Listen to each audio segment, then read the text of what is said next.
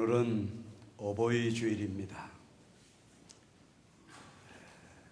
여기서 설교하는 제 자신이나 오늘 이 자리에 앉아서 설교를 듣는 여러분들 모두 부모님이 계셨기에 우리가 이 세상에 태어나게 되었고 또 우리를 키워주셨고 우리를 오늘날까지 살아오도록 도와주신 분들이 부모님 아니시겠습니까? 우리가 이렇게 하나님을 예배할 수 있는 것도 첫째는 하나님의 은혜요, 그 다음은 부모님의 은혜라고 생각합니다.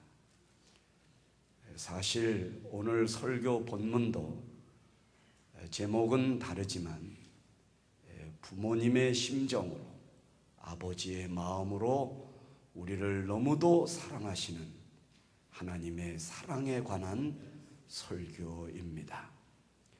오늘 여러분들께 전해드릴 말씀의 제목은 무응답의 시간 사흘이라, 이런 제목으로 말씀을 전하겠습니다. 과연 하나님께서는 우리가 기도할 때에 무응답하시는 시간이 있을까? 그것도 사흘씩이나 하나님이 우리를 버리시고 우리를 방치하시고 우리에게 일절 아무 말씀도 안 하시면서 우리를 그냥 자식이 아닌 것처럼 버려두시는 그런 시간이 있을까? 절대로 없음을 말씀드리고 싶어서 오늘 이 설교를 준비하게 되었습니다. 그런데 실제적으로 오늘 본문에 보면 하나님이 사울을 사흘 동안 일체 아무 응답도 안 하시고 그가 금식하며 하나님 앞에 기도하는데 그 어떤 대답도 들려주시지 않는 무응답의 시간 사흘을 여러분은 보시게 될 겁니다. 그러면 이 본문에 대한 설명을 좀 드려야 됩니다. 이 사도행전의 주인공은 누가 뭐래도 사울이고 그 사울이 나중에 변화를 받아 바울이라는 이름을 갖게 됩니다. 그러므로 여러분들이 오늘 이후로 이 사도행전에서는 바울의 이름을 많이 보시게 되는데 바로 그 바울의 옛 이름이 사울이었던 것입니다. 이 사울은 어떤 사람이었는가 하니까 하나님을 열심히 믿는 자였는데 잘못 믿었던 사람입니다. 그래서 예수님을 믿는 사람들을 박해하고 남녀노소를 불문하고 예수 믿는 사람들을 붙잡아다가 옥에 가두고 그들을 죽이는 데 앞장섰던 사람이 사울이었습니다. 하나님께서는 이상하게도 왜 그런 사람에게 찾아가셔서 그를 부르시고 그에게 사명을 맡기실까? 처음부터 초대교회에 예수님을 잘 믿는 사람들도 많았고 이미 12 사도를 통하여 베드로, 야고보, 요한을 비롯하여 능력 있는 종들이 아주 줄줄이 서 있는데도 왜 하나님은 그들도 충분하실 텐데 그들을 배제하신 가운데 사울이라는 사람을 선택하셨을까? 그렇습니다. 하나님은 잘 준비된 사람도 쓰시지만 거의 대부분 오히려 반대편에 서 있던 사람, 하나님에 대한 열심은 있으나 잘못 믿고 있는 사람을 부르셔서 회개시키시고 변화시키시고 은혜를 베풀어 주셔서 그를 온전케 하신 후에 하나님의 종으로 쓰시는 경우가 굉장히 많습니다. 오늘도 이 사울이 예수 믿는 자들을 옥에 잡아 가두기 위하여 다메섹을 향하여 열심히 달려가고 있을 때에 갑자기 하늘에서 강한 빛이 내려 쬐이고 그 빛 가운데 죽음의 권세를 이기시고 무덤에서 사흘 만에 부활하신 예수님께서 그에게 직접 나타나셨습니다. 사울아 사울아 어찌하여 내가 나를 박해하느냐? 나는 내가 박해하는 예수라. 그러시면서 그의 눈을 멀게 하셨습니다. 오늘로 말씀드리면 맹인이 된 것입니다. 오늘날로 말씀드리면 그는 앞을 전혀 보지 못하는 시각 장애인이 되어서 3일 동안 그는 아무것도 볼 수 없게 됩니다. 그런데 이 3일 동안에 그는 먹지도 아니하고 마시지도 아니하고 하나님 앞에 회개하며 잘못 믿었던 것에 대하여 회개하며 용서를 구하며 금식 기도에 들어가게 됩니다. 하나님은 이런 사울의 모습을 너무 기뻐하셨습니다. 그렇다고 해서 여러분, 사울이 오늘 이 다메섹 도상에서 금식 기도를 하기까지 그 이전에는 그럼 기도를 안 했던 사람이냐? 하나님에 대하여 열심이 없었던 사람이냐? 전혀 그렇지 않습니다. 한번 우리 성경을 찾아가며 보도록 그렇게 하겠습니다. 자막으로 자세히 보여드리겠습니다. 오늘 본문은 아니지만 그 앞에 있었던 사도행전 9장 8절과 9절을 같이 한번 읽어보겠습니다. 사울이 땅에서 일어나 눈은 떴으나 아무것도 보지 못하고 사람의 손에 끌려 다메섹으로 들어가서 9절입니다. 사흘 동안 보지 못하고 먹지도 마시지도 아니하니라. 우리가 금식 기도를 하게 되면 먹지는 않지만 물을 마십니다. 그런데 사울은 어느 정도 절박한 심정으로 하나님 앞에 금식을 했으면 물도 안 마셨다고 기록이 되어 있습니다. 단식을 한 거죠. 죽으면 죽으리라 이거죠. 우리는 금식하면서도 물을 먹는 이유가 죽을까 봐 그렇습니다. 금식은 하지만 죽는 건 싫거든요. 그런데 물까지 안 먹었다는 것은 완전히 바울 자신이 자기를 죽이겠다는 작정입니다. 하나님 앞에서 죽으면 죽으리다. 하나님, 내 생명 하나님 뜻대로 하시옵소서 하고 매달리는 기도입니다. 그럴 때 하나님이 그를 너무 기뻐하셨다는 것입니다. 그런데 사실은 그 옛날에도 사울은 변화받기 전에도 기도의 사람이었습니다. 한번 보실까요? 사도행전 26장 6절을 보여드리겠습니다. 사도행전 23장 6절입니다.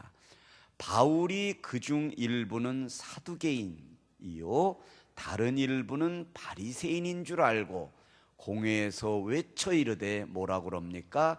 여러분 형제들아, 나는 바리새인이요 또 바리새인의 아들이라. 바리새인이라고 그랬습니다. 사울은 옛날부터 바리새인이었습니다. 바리새인이 뭐냐? 하나님의 말씀 누가복음 18장 11절을 보여드리겠습니다. 바리새인은 서서 따로 기도하여 이르되 하나님이여, 나는 다른 사람들 곧 토색 불이 간음을 하는 자들과 뭐예요? 같지 아니하고 이 세리와도 같지 아니함을 감사하나이다. 사울은 예수님 앞에 회개하기 전에 이미 그는 토색도 안 했고 불의를 행하지도 않았고 간음을 하지 않고 정결하고 깨끗하게 살았습니다. 그리고 세리들처럼 가난한 자들의 물질을 착취하는 그런 일도 절대로 하지 않았습니다. 하나님을 믿으며 예수를 잘못 믿은 것은 있었지만 행동적인 면에서 그는 정말 깨끗하고 나무랄 데 없는 완벽한 사람이었습니다. 그러나 이런 완벽함을 가지고 하나님을 기쁘게 하실 수는 없다는 것입니다. 하나님이 여러분의 완벽함 때문에 여러분을 쓰시지 않는다는 것이죠. 오히려 부족하게 하시고, 오히려 가난하게 하시고, 오히려 외롭게 하시고, 오히려 있던 것도 가져가게 하셔서 다 뺏어가셔서 아무것도 할 수 없도록 여러분을 만드신 다음에 천부여 의지 없습니다 하고 두 손 들 때에 하나님은 여러분의 하나님이 되어주시는 것입니다. 누가복음 18장 12절을 한번 보시겠습니다. 누가복음 18장 12절입니다. 이건 사울이 계속 이야기하는 겁니다. 바울이 나는 이레에 두 번, 이거는 바리새인이 얘기하는 겁니다. 저만 성경을 읽고 여러분들이 안 읽으니까 제가 속으로 왜 저분들은 안 읽을까 이거 생각하다가 놓쳐버리고 말았습니다. 다시는 이런 일이 없도록 적극 협조해 주시기 바랍니다. 저만 읽으면 억울합니다. 같이 읽겠습니다. 시작. 나는 일해에 두 번씩 금식하고 소득의 11조를 드리나이다 하고, 이거요 바리새인들이 이렇게 했습니다. 나는 일주일에 두 번 금식기도 했습니다. 사울이요 그렇게 했어요 실제로. 그리고 뭐예요? 소득의 11조를 철저히 드렸습니다. 물론 여러분들도 11조 하시지만 약간 뛸 때가 있지요. 100만 원 들어오면 10만 원은 잘 띱니다. 1000만 원 들어오면 100만 원 어렵습니다. 1억이 들어오면 들어올 리도 없지만 1000만 원을 떼기는 너무너무 어렵습니다. 그러나 뛰는 자를 하나님이 주목하시는 것입니다. 그가 나를 사랑하는가 사랑하지 않는가를 보시지, 하나님이 여러분의 1000만 원이 탐나서 그러시는 분이 아니고 천지를 만드시고 하늘의 별과 바다의 모래를 지으신 분이십니다. 로마서 6장 4절입니다. 여기에 보니까 이건 바울 사도가 하는 말입니다. 그러므로 우리가 그의 죽으심과 합하여 세례를 받음으로 그와 함께 장사되었나니 그랬습니다. 바울은 3일 동안 금식하며 아무런 하나님의 응답이 없는 가운데서 계속 앞도 못 보고 3일 동안 식음을 전폐하고 있을 때에 그는 하나님 앞에 세례를 받았다고 이야기하고 있습니다. 그거는 자기 자신이 그리스도의 십자가와 함께 자기 자신을 장사시켰다. 나를 죽였다.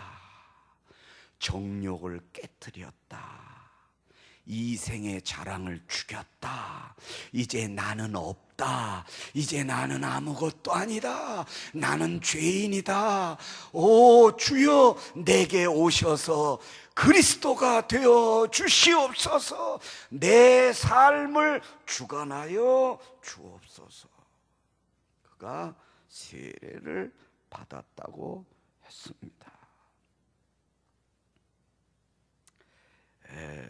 여러분, 그는 고린도전서 15장 31절에 이렇게 이야기하고 있습니다.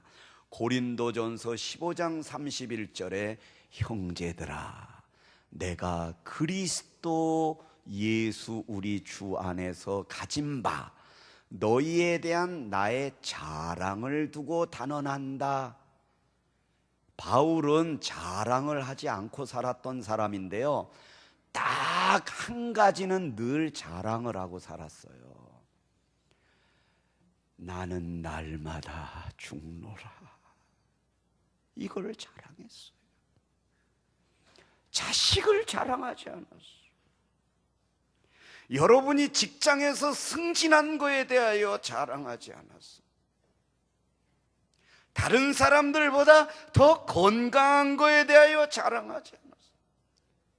다른 사람보다 사업에 더 잘된 것을 인하여 자랑하지 않았습니다. 뭘 자랑했습니까? 나는 날마다 죽노라. 나는 없다. 나는 아무것도 아니다. 내가 나 된 것은 오직 하나님의 은혜다.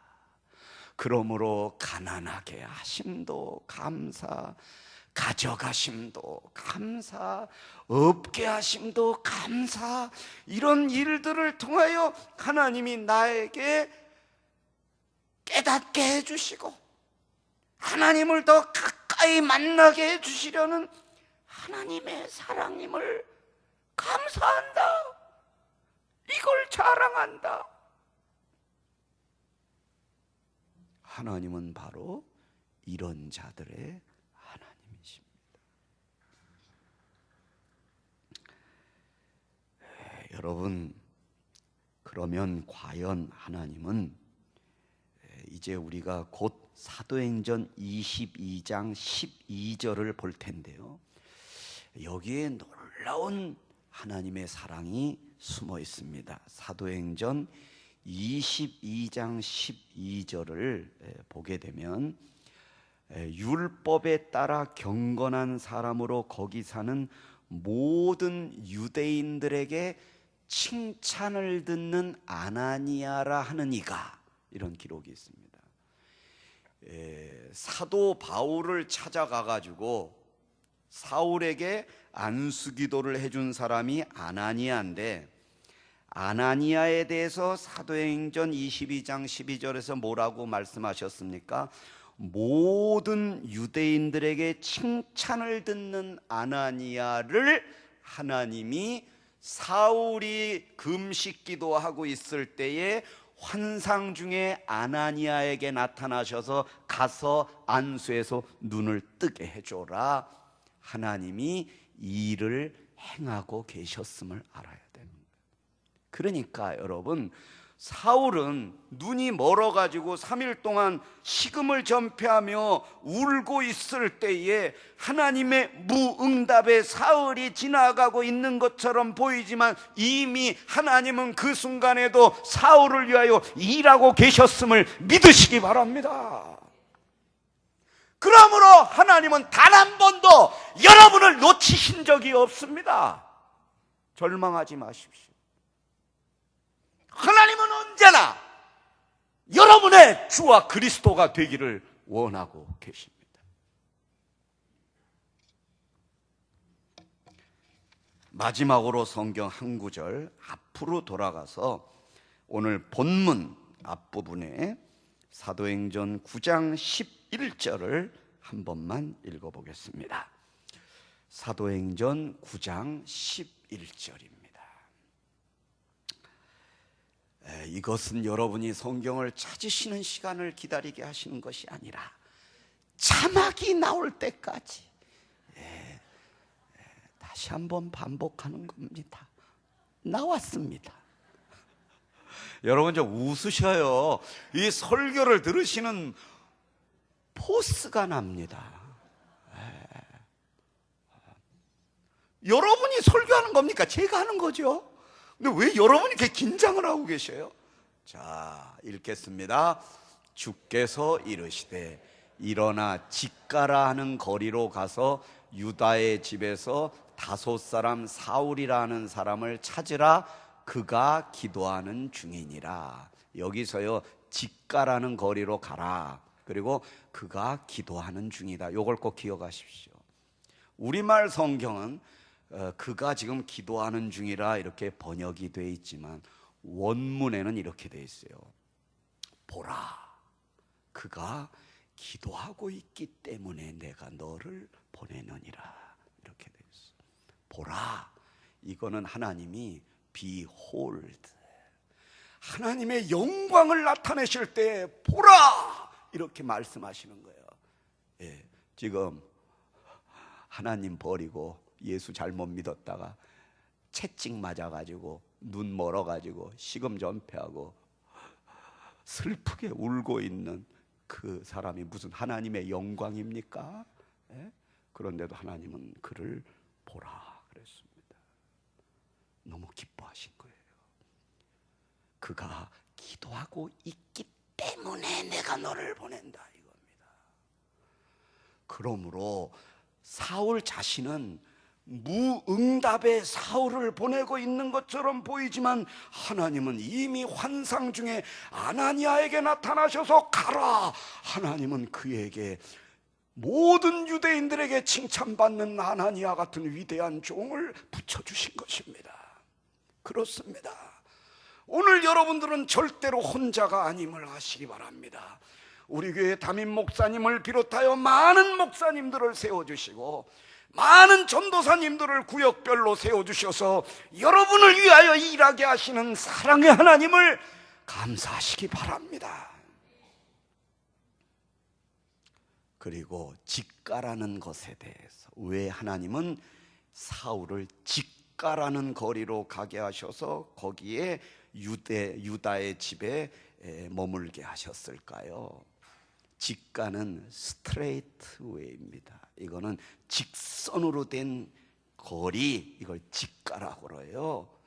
그 당시 중동 지방에는 팔레스타인 땅, 그 당시에 사울이 있었던 그 도시에는 길이 직가가 없었어요. 거의 없었어요. 99%가 꼬불꼬불한 길이었습니다. 다 꼬불꼬불한 길이었어요. 그런데 똑바로 된 길은 가물에 콩나듯이 한두 군데밖에 없었어요. 그러면 여기서 여러분은 하나님의 사랑을 느껴야 됩니다. 사울을 눈을 멀게 하신 하나님, 물론 사람에 이끌려가지고 갔다고 그랬지만은 그가 담벼락을 짚고 만약에 꼬불탕 막 비탈길 내려가고 그랬다면 가다 넘어지기도 하고 머리를 부딪히기도 할 수 있었을 거예요. 그러나 그에게 직가로 가게 하셨어요. 담벼락을 붙들고 그냥 앞으로만 가면 되면 장애물이 아무것도 없는 그의 집으로 가게 하신 하나님의 사랑을 느껴라 이겁니다. 여러분은 하나님이 여러분을 위하여 여러분 시온의 대로를 예배하시고 여러분 마음의 직가를 예배하고 계심을 아멘 하시기를 바랍니다. 여러분, 오늘은 어버이 주일이기에 어버이에 관한 말씀을 잠깐 드리고 설교를 마치겠습니다. 여러분도 다 어버이날 되면 마음이 힘드시겠지만 저는 특별히 이렇게 다리에 장애를 입었습니다. 그래서 소아마비지요.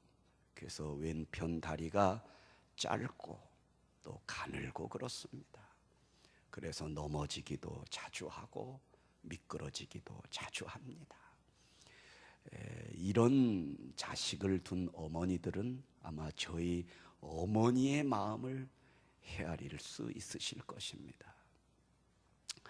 그런데 저희 어머니가 이런 소아마비에 대해서 절망하고 우신 게 아니라 지금은 제가 이렇게 똑바로 서고 똑바로 걷지만 옛날에는 어린 시절에는 이 왼쪽 무릎이 옆으로 이렇게 기울어져 있었습니다.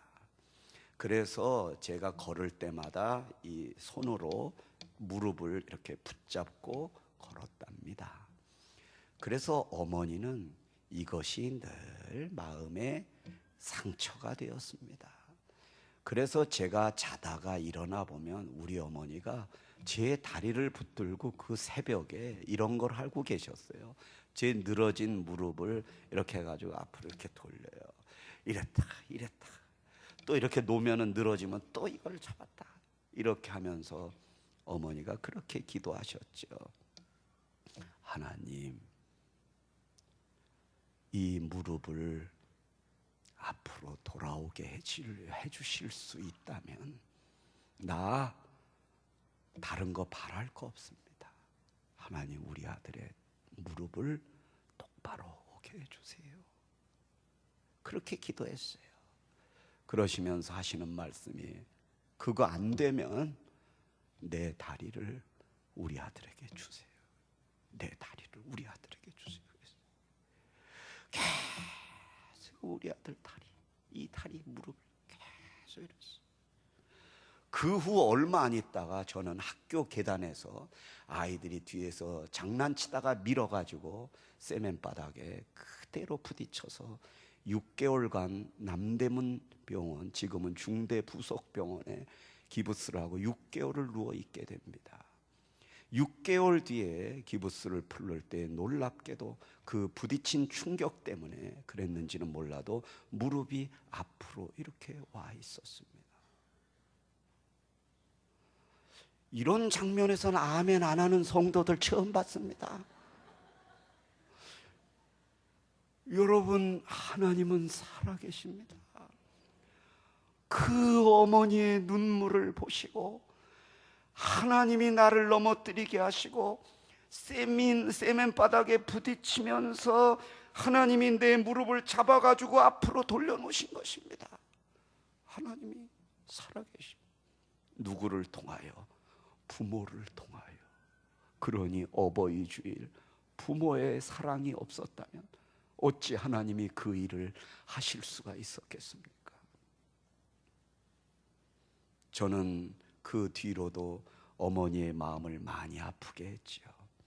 아이들이 놀리고 책가방 빼앗고 또 이렇게 때리고 이럴 때마다 집에 들어가 이불을 뒤집어 쓰고 울다 잠이 들었던 적이 한두 번이 아니죠. 그럴 때마다 어머니는 밥 먹고 자라고 그랬지만 저는 그런 어머니의 마음을 아주 후벼 팠습니다. 새벽기도 가봤자 소용도 없고 어머니가 그렇게 다리 고쳐달라고 기도해봤자 고쳐줬냐고. 엄마 벌써 새벽기도 한 지 몇십 년이 지나는데 뭐 몇 년이 지났는데 엄마 하나님이 들어주셨냐고. 다 부질없는 일이니까 새벽기도 가지도 말고 엄마도 죽어버리고 나도 죽어버리자고 그랬어요. 그리고 다리 이렇게 된 거는 하나님이 그랬다고 그랬는데 그거는 아니고 엄마가 나 어렸을 때 소아마비 예방주사를 안 맞췄기 때문에 그런 거라고. 그걸 가르쳐 드렸어요. 이렇게 예방접종을 안 하면 이런 일이 일어난다고. 엄마 무식하게 그렇게 말하지 말고 현실을 바라보라고.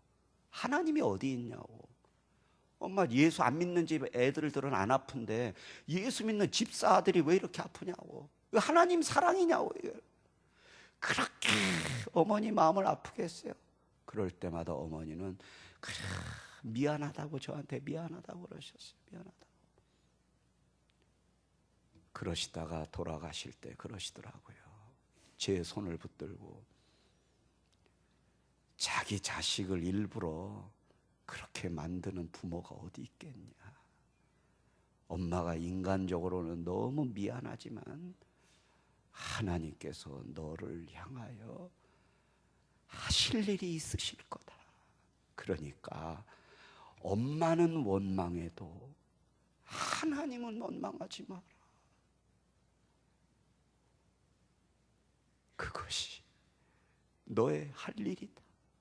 그리고 하나님이 너의 다리가 되어주시고 오히려 네가 그렇게 육신적으로 연약해야 주님의 능력이 네 안에서 더 강하게 나타나실 것이다. 마중에 의식이 없어서 임종 직전에 제가 갔을 때 어머니 숨만 쉬고 있었습니다. 그때 제가 용서를 빌었죠. 아마 들으셨을 거예요. 숨은 쉬니까. 이 불효자식을 용서해 달라고 그랬습니다. 사실 제가 목사가 된 것은 첫째는 하나님의 은혜지만 둘째는 어머니의 사랑 때문이었고, 우리 아버지도 저를 주의 종으로 만드실 생각이 없으셨어요. 다리가 이러니까 기술 배워가지고 기술로 생계를 이어가도록 저를 직업학교에 보내셨습니다. 그러나 어머니가 마지막에 저를 거기서 끄집어내셔서 대학에 보내고 신학을 공부하게 해주시고 주의 종을 만들어 놓으시고 천국에 가신 거죠. 여러분, 그렇습니다. 일부러 여러분을 그렇게 만드는 부모는 이 세상에 없습니다. 하나님도 사울을 눈을 멀게 하셨지만 일부러 그렇게 하신 게 아니에요. 너 절망스럽게 살아봐라, 그래서 빼앗아 가신 게 아닙니다. 여러분이 그렇게 원망하고 슬퍼하면 하나님은 더 슬퍼하시는 것입니다. 결론적으로 말씀을 드리겠습니다. 오늘 어버이 주일인데요, 이런 하나님의 사랑을 가슴에 담고 오늘 오후에 전화 드리고 부모님을 찾아 뵈시기를 바랍니다.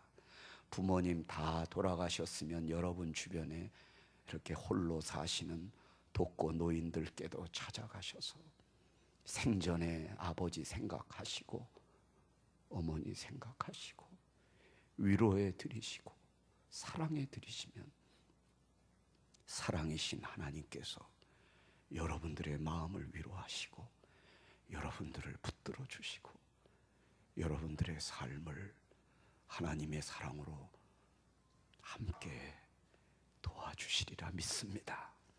기도하겠습니다.